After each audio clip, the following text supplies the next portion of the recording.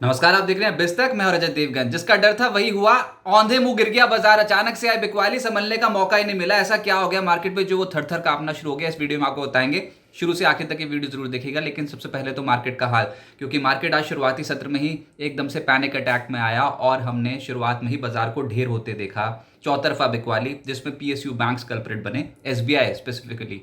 ये स्टॉक बहुत बुरी तरह टूटा है आज। इसके अलावा एनर्जी, ऑटो, मेटल, कहीं छुपने की जगह नहीं थी। एसबीआई का शेयर 0.4% टूट गया और ये शुरुआती टिक्स का ही एपिसोड है। इसके बाद तो अभी देखना होगा जैसे जैसे दिन भर बाजार पैन आउट होगा तो क्या रुझान देखने को मिलता है। लेकिन शुरुआती सत्र में बहुत कमजोर हुआ State Bank of India. PSU banking index ही 0.3% टूट गया। एनर्जी इंडेक्स 2% टूट गया, क्योंकि रिलायंस इंडस्ट्रीज का शेयर 2% टूट गया। बताओ, रिलायंस इंडस्ट्रीज ने तो बोनस देने की बात की 1:1, लेकिन वो स्टॉक अगले ही दिन एकदम से औंधे मुंह गिर गया है। कोल इंडिया 3% नीचे। अदानी पोर्ट्स 2% ज्यादा टूटा है। एनटीपीसी, बीपीसीएल जैसे एनर्जी स्टॉक्स जिन पे भरोसा था, उन्होंने ही साथ छोड़ा। ऊपरी स्तरों पे मुनाफा वसूली आ गई और निफ्टी 50 के 44 शेयर्स लाल निशान में पहुंच गए। निफ्टी ने इस हफ्ते 25,333.65 का रिकॉर्ड स्तर छुआ था और आज 24,900 के लेवल को नहीं संभाल पाया। इंट्राडे बेसिस पे उसके नीचे चला गया और ये बाजार में अचानक से ही बिकवाली आई है, जिसके लिए तैयारी थोड़ी कम थी, क्योंकि सबको उम्मीद ये थी कि यूएस में रेट कटौती होगी। जोश में था मार्केट, लगातार बढ़ रहे थे मार्केट, लेकिन अचानक से रिवर्स गियर आ गया। अच्छा, अब स्टेट बैंक ऑफ इंडिया पे ऐसा क्या हो गया? आज स्टेट बैंक ऑफ इंडिया में गोल्डमैन सैक्स की रिपोर्ट आई है और उन्होंने डाउनग्रेड कर दिया है स्टेट बैंक ऑफ इंडिया को। स्टेट बैंक ऑफ इंडिया की रेटिंग न्यूट्रल से घटाकर सेल कर दी है। एसबीआई का जो लक्ष्य पहले 841 रुपए लेकर चल रहे थे, उसको घटाकर 742 रुपए प्रति शेयर का कर दिया है और आज शेयर 790 के लेवल के नीचे चला गया था शुरुआती टिक्स में। बोर्ड में कई चुनौतियां सामने खड़ी हैं। Return on asset peak out हो चुके हैं। वैल्यूएशन अब डी रेट होगी। बैंक की लोन ग्रोथ में धीमापन देखने को मिल सकता है और एमएसएमई और एग्री लोन बुक स्पेसिफिकली यहां पर स्लिपेजेस बढ़ सकते हैं। बस ये सुनना था कि आप सबसे बड़े देश के सबसे बड़े बैंक के ऊपर रिपोर्ट निकाल रहे हो और उसको डाउनग्रेड कर रहे हो, तो फिर कहीं ना कहीं तो उसका असर रेस्ट ऑफ द स्पेस पे भी पड़ता हुआ नजर आएगा। ऐसी उम्मीद थी और बिल्कुल वही हुआ। आज across the board PSU banking stocks में एकाएक बिकवाली होनी शुरू हो गई। क्या छोटे क्या बड़े, सब निपट लिए। अच्छा, इस हफ्ते अंतर्राष्ट्रीय बाजारों का ही मूड माहौल खराब है। वैसे प्रॉफिट बुकिंग देखने को मिली है। हमारे बाजार तो फिर भी दूसरों की तुलना में कम टूटे हैं। डाउ जोन्स 2% नीचे इस हफ्ते। एसएनपी 500 2.5% नीचे। नास्डैक तो 3% ज्यादा उड़ लिया है इस हफ्ते। वहां पर एनवीडिया एक स्टॉक है जो कल्प्रिट बना हुआ है इस हफ्ते, वहां पर डेट पड़ा है।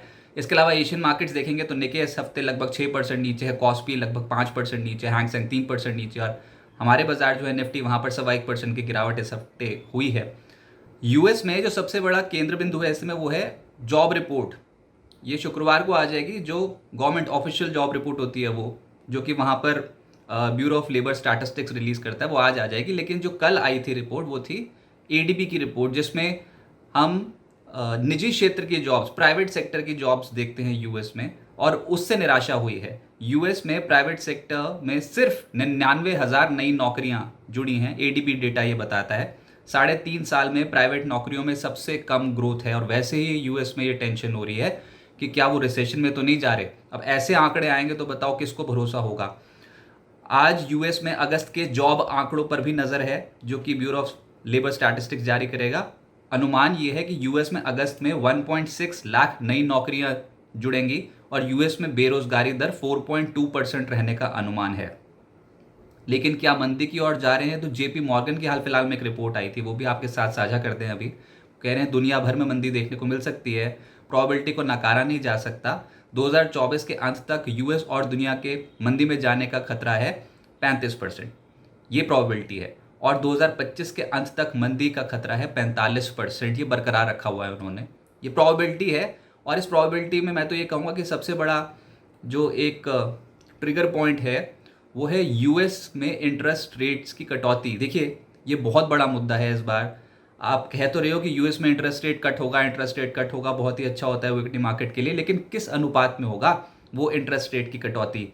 17 से 18 सितंबर को एफओएमसी की पॉलिसी बैठक है। जेरोम पावेल पहले ही इशारा दे चुके हैं कि अब पॉलिसी स्टांस को बदलने का समय आ गया है। जो महंगाई को चाहते थे कम करना, वो धीरे धीरे करके कम हो रही है, 2% के लक्ष्य तक भी पहुंच जाएगी। लेकिन अब ये हार्ड लैंडिंग होगी या फिर सॉफ्ट लैंडिंग, यानी कि बहुत एग्रेसिव तरीके से यूएस फेड रेट कटौती करेगा या फिर धीरे धीरे करेगा? धीरे धीरे करने का टाइम निकलता चला गया है। यूएस फेड ने बहुत ही ज्यादा समय तक के लिए अपने पॉलिसी रेट्स को ऊंची स्तरों पर बरकरार रखा है, तो लेट हो गए हैं ऐसा लग रहा है। तो अगर तो हार्ड लैंडिंग हुई, हार्ड लैंडिंग का मतलब आपने बहुत ही तीव्र गति से रेट कटौती करनी शुरू कर दी, तो वो बहुत दुख देने वाला है। और इसीलिए ही बाजार नर्वस है, इसीलिए ही बड़े बड़े जानकार, अर्थशास्त्री सब नर्वस हैं कि किस अनुपात में यूएस फेड रेट कटौती करना शुरू करेगा। पॉलिसीज 3 बची हैं इस साल, अभी सितंबर में भी आनी है, उसके बाद फिर अक्टूबर एंड नवंबर की शुरुआत में भी आनी है, 31 अक्टूबर 1 नवंबर को, और उसके बाद फिर दिसंबर में भी आनी है यूएस फेड में पॉलिसी। लेकिन किस क्वांटम से रेट कटौती करोगे आप, और क्या धड़ धड़ करते रेट कटौती करोगे क्या, यानी कि हार्ड लैंडिंग करोगे, तो वो तो इक्विटी मार्केट बिल्कुल बर्दाश्त नहीं करेगी कि भैया ऐसा क्या हो गया था। इसी बार ही देखने की कोशिश होगी कि क्या 25 बेसिस पॉइंट्स हो रही है, 50 बेसिस पॉइंट, 50 बेसिस पॉइंट्स होगी ना, तो बाजार को वो बहुत टेंशन दे देगा कि ऐसा क्या हो गया आपकी इकोनॉमी में जो अचानक से आप इतनी बुरी तरीके से रेट कटौती कर रहे हो। तो इस चीज को लेकर बाजार नर्वस है। हाँ, ब्याज दरों का घटना कम होना अच्छा तो होता है, लेकिन वो एक जो अनुमान है अभी वो 25 बेसिस पॉइंट्स का ही है कि धीमी गति से आप घटाइए। पर अब फेड के पास समय भी बहुत कम बचा है, तो कहीं इकोनॉमी रिसेशन की तरफ जाने लग गई, जो उन्होंने आज तक स्टेप्स उठाए हैं लेने के देने पड़ जाएंगे। ये सब फैक्टर्स हैं जो सब बाजार पे हावी है, जो ट्रेडर्स को थोड़ा नर्वस कर रहे हैं। लेकिन अब आगे क्या होगा, आपको क्या अप्रोच रखनी चाहिए, बाजार पे क्या होगा, हमारे मार्केट्स पे क्या होगा। देखिए, बाजार में अचानक आई है बिकवाली, तो ये दुख दर्द तो झेलना पड़ेगा। बाजार में सौदे पलटे हैं, आज सुबह से ही हम देख रहे हैं कि कॉल राइटर्स जम के बैठ गए हैं। कल तो बहाना था कि निफ्टी की वीकली एक्सपायरी है, लेकिन आज तो कोई बहाना भी नहीं है। आज तो कॉल राइटर्स का जोर ज़्यादा दिखाई देता है, और आप शुरुआती सत्र में ही आप 25,083 जो पिछला स्विंग लो था, उसके नीचे आके ट्रेड करना शुरू कर दिया। फिर आपने 25,000 का लेवल भी तोड़ दिया, फिर आपने 24,900 के लेवल को भी तोड़ के नीचे ट्रेड करना शुरू कर दिया। तो अचानक से सारे लेवल से टूटते चले जा रहे थे, तो सपोर्ट टिकने की तो बात हो ही नहीं रही यहाँ पर।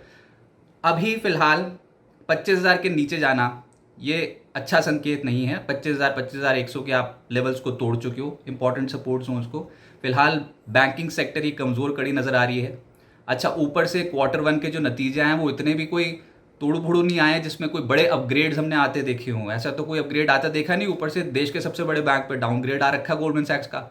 तो आप समझ सकते हो मार्केट्स में थोड़े वैल्यूएशन स्ट्रेच साइड पे ज़्यादा नज़र आते हैं। स्पेसिफिकली मिड और स्मॉल कैप स्टॉक्स के तो वैल्यूएशन डेफिनेटली स्ट्रेच साइड पे नज़र आते हैं। तो निफ्टी को फिलहाल ये जहाँ पर अभी है वहीं पर ही बहुत इंपॉर्टेंट लेवल्स हैं। मैं आपको पहले कुछ मूविंग एवरेजेस बताता हूँ। एक तो आप सभी एवरेजेस के ऊपर अभी तक टिके हुए थे, लेकिन आज आप 20 दिन की औसत को टेस्ट कर रहे हो, 24,900 पे बैठती है वो। इसके बाद निफ्टी की जो 50 दिन की औसत है वो 24,484 पे बैठती है। जहाँ पर आप हो इंपॉर्टेंट रिट्रेसमेंट लेवल्स के बूते, वहाँ पर आप 24,800, 24,900 के जोन पे ही बहुत इंपॉर्टेंट सपोर्ट है। लेकिन ये लेवल तो आज कहीं ना कहीं टेंशन में आ रहा है। इसी लेवल पे कर रहे हो आप ट्रेड 24,900 के आसपास, तो बच गए तो यहाँ पर ही बच जाएंगे। ऐसा भी हो सकता है बाजार में अचानक से बिकवाली आए और इस लेवल पे आके आप बच जाओ। लेकिन अगर क्योंकि force of selling is more, बिकवाली का प्रेशर इसमें ज़्यादा देखने को मिल रहा है, तो अगर यहाँ से और गए तो 24,400, 24,500 के जोन पे फिर अगला सपोर्ट आता है। तो उम्मीद करते हैं 24,900 के जोन को बचा लें, ये भी बहुत बड़ी बात हो सकती है। लेकिन बाजार पे एकदम से अटैक आया, इसने प्रूव किया। देखिए, ओवर लेवरेज पोजीशन ना बनाए बाजार में। अगर बहुत अच्छा स्ट्रेच, आप थोड़े दिनों पहले बात कर रहे थे 14 दिन लगातार निफ्टी पे तेजी, वाह वाह बल्ले बल्ले, लेकिन वो कहाँ गई, एक ही दिन में सुहा हो गई। और इस हफ्ते आप नेगेटिव आ गए हो। ऊपरी स्तरों पे बहुत तगड़ी बिकवाली हुई है, इंटरनेशनल मार्केट्स के तुलना में कम टूटे हो, लेकिन हाँ बिकवाली तो हो गई ना। तो प्रूफ तो हो गया कि वो 14 दिन की जो तेजी धीरे धीरे करके बन रही थी, वहां पर एकदम से बियर अटैक भी हो सकता है। तो दो तरफा चाल बाजार पे हमेशा आ सकती है। इसी कारणवश अपनी पोजीशंस को अपने कंट्रोल में रखें, ओवर लेवरेज बनाने की जरूरत ही नहीं है। अब डिप आएगा तो उसमें खरीदारी का मौका ढूंढने की कोशिश करें, तो लंबी अवधि के लिए एक हेल्दी करेक्शन होगी। लेकिन फेड की पॉलिसी देखते हैं वहां से क्या आउटकम आता है। ग्लोबल बाजार में थोड़ी सी अनसर्टेनिटी इस समय देखने को मिल रही है, और उसका असर इंडियन मार्केट पे भी देखने को मिलेगा।